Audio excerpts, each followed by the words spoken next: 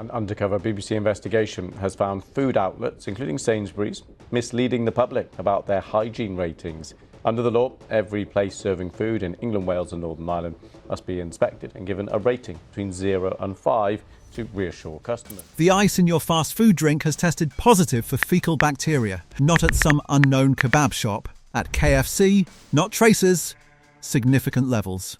You weren't eating the food, you were drinking the evidence. We are not talking about anonymous takeaways down unlit back streets. We are talking about chains you have queued in this month. Brands that spend millions convincing you they are safe, fresh and trustworthy, while government inspectors were documenting widespread rodent activity in their kitchens. And behind the hygiene failures, there is a second story, what is actually in the food. Salt levels that would concern a cardiologist. Sugar buried in sauces nobody warned you about. Lawsuit settlements, E. coli outbreaks, and marketing so carefully constructed it borders on fiction. 12 chains, all of it on public record. Let's go. Segment 1. The worst offenders. 1. Greggs. You know the cue. Wet coats, builders, office workers. The smell of pastry hitting you before you've pushed inside. You pick up a sausage roll, hand over £2 and change, and walk out feeling like Britain isn't so bad after all. That is what Greggs sells. Not food, exactly. A feeling, which is exactly why this is uncomfortable to say. Branches in Birmingham, Leeds and parts of London have repeatedly attracted hygiene ratings of 1 and 2, with the same failure categories appearing again and again. Temperature control, equipment cleanliness, pest activity. When you are running nearly 2,500 outlets and the same problems keep surfacing, that is not bad luck, that is a systems issue. And then there is the food itself. That sausage roll contains nearly a gram of salt. Greggs has a better choices menu, they know exactly what is in their food. But their marketing, warm, nostalgic, proudly working class, implies something simple and honest.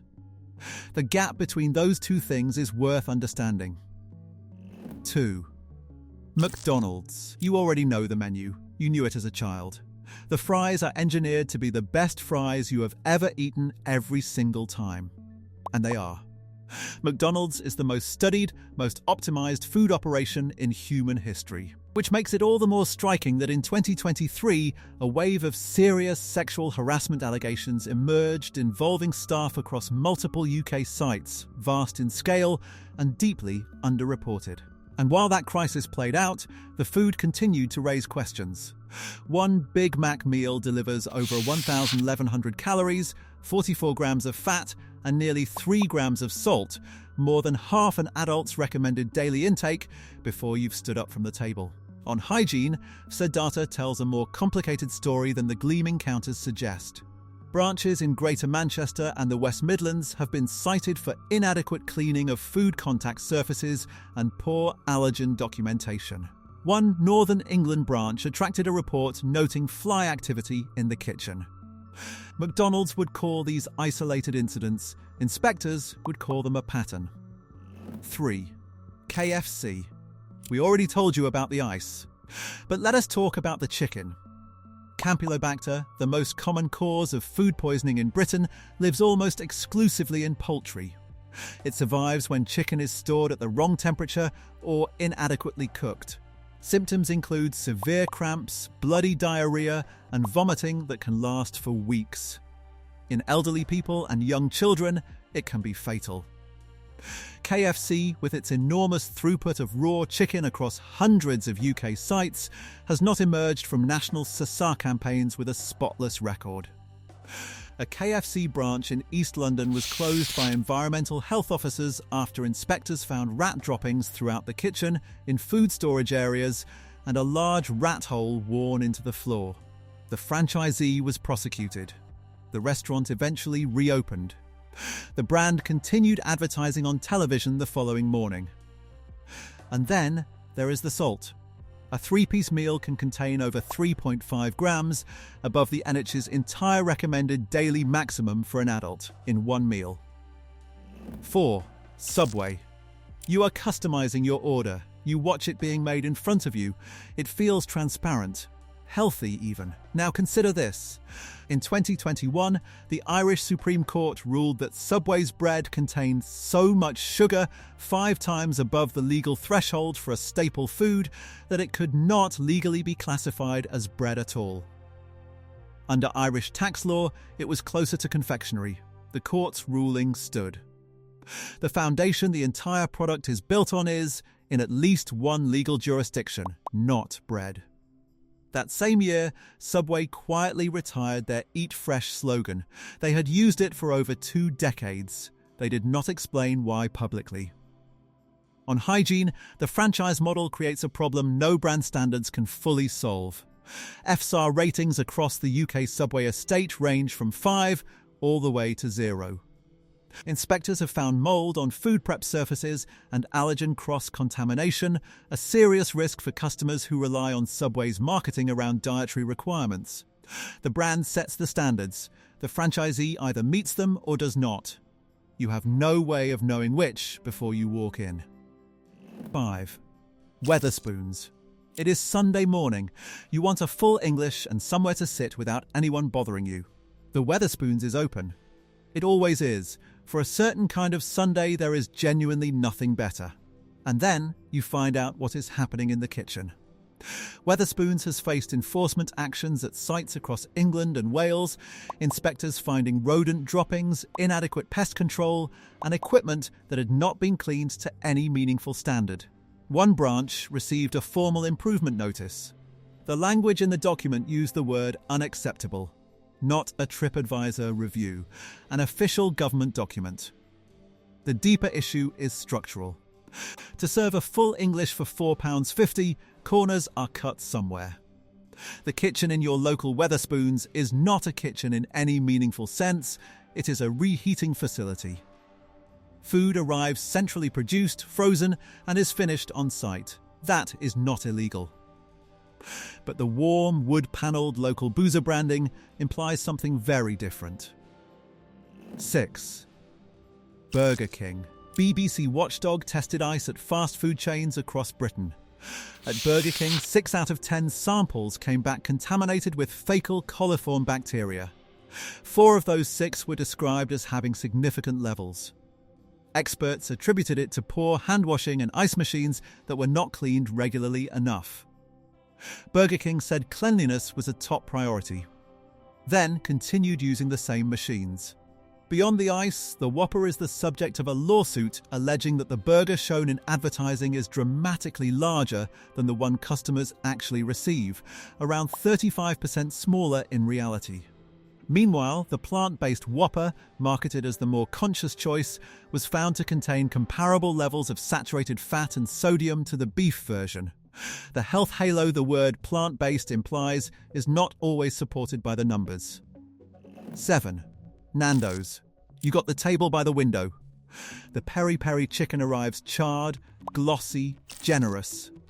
Nando's has mastered the art of making fast food feel like a proper evening out, so what inspectors have been finding deserves to be said plainly. The primary failure category is temperature control of marinated meat. Marinated chicken sitting at the wrong temperature is one of the most effective ways to incubate Campylobacter and Salmonella simultaneously. The peri-peri sauce does not kill bacteria, heat does. If the chicken arrives at the grill already compromised by improper cold storage, cooking may not eliminate the risk. Several branches have received ratings of 2 and below. A full chicken contains over 7 grams of sodium. The NHS recommends no more than 6 grams per day for an adult. One meal, the whole daily allowance, gone. 8. Pret A Manger. Pret is the chain you go to when you want to feel like you are not eating fast food. The craft paper bags, the natural and organic language on every surface. Pret has spent decades cultivating the image of a brand with nothing to hide. In 2017, a 15-year-old girl named Natasha Ednan Laperouse bought a Pret baguette at Heathrow Airport and boarded a flight to Nice. She died before the plane landed. She had a severe sesame allergy. The baguette contained sesame seeds. They were not listed on the label because Pret had a deliberate corporate policy of not listing full ingredients on individually prepared items. A previous customer, Chloe Dunmore, had died from a reaction to a Pret product in 2016. 2 customers died. A law was eventually changed in their names, Natasha's Law, now requiring full ingredient labelling on pre-packaged foods in Britain. Those deaths happened inside a system Pret built and defended, not from carelessness, from a deliberate policy decision protected by a brand image so carefully constructed that for years nobody looked hard enough at what was underneath it. 9. Chicken Cottage. Multiple branches have received ratings of 0 and 1 across successive inspection cycles, not one-off failures. Repeat inspections. Repeat failures. Inspectors have documented rodent droppings, cockroach activity, food stored at unsafe temperatures, and in most cases, a near total absence of any food safety management system. This is not a brand being let down by a rogue franchisee. This is a pattern that indicates the top of the organisation. Budget fried chicken products at this level of the market are frequently composite, reformed meat, shaped and seasoned, with chicken content that may be significantly lower than the packaging implies. There is no meaningful nutritional transparency across the Chicken Cottage estate. 10. Perfect Fried Chicken, PFC. PFC's record is, bluntly, among the worst of any chain on this list. 0 ratings are not rare across the PFC estate. They are the norm at a significant number of locations. Inspectors have found structural hygiene failures, buildings in a physical condition that makes adequate cleaning impossible regardless of effort or intent. Multiple types of pest activity. Temperature failures. Missing documentation at almost every level. There is no published calorie information. No accessible allergen tool. No nutritional data that a customer with a health condition or a food allergy can consult before ordering. In a country where diet-related illness disproportionately affects the communities PFC serves, that absence is not a minor oversight. It is a quiet, sustained failure of responsibility. 11. Dixy Chicken. What inspectors have found inside Dixy Chicken kitchens is not normal. Mice. Cockroaches. Flies in food preparation areas. Food stored directly on floors, surfaces that had not been cleaned in any meaningful way, and in most cases no evidence of any food safety management system, not a failed one, not an inadequate one, but no record that one had ever existed.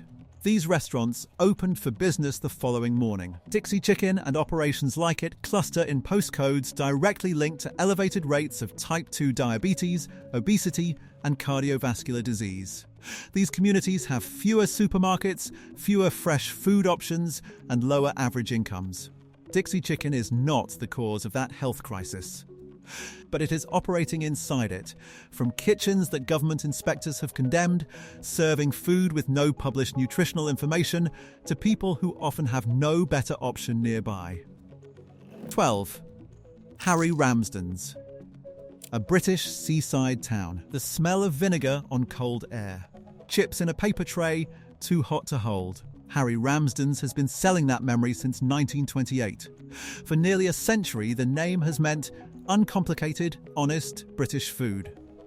Several locations have received hygiene ratings that would be unacceptable at any establishment, let alone one trading on a century of heritage. And the food raises its own questions. Fish and chips, prepared properly, is not inherently unhealthy. The problem is what chain production does to it. Commercial frying oils cycled too long.